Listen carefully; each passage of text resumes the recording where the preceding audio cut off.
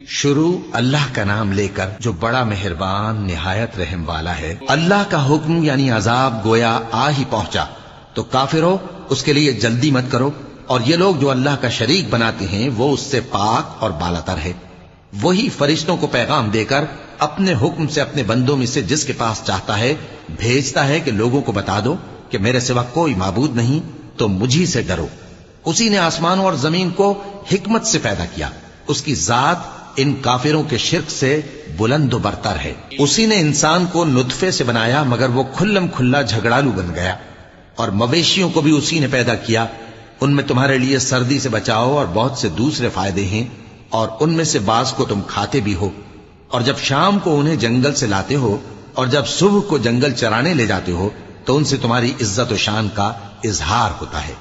اور دور دراز شہروں میں جہاں تم سخت محنت کے بغیر پہنچ نہیں سکتے وہ تمہارے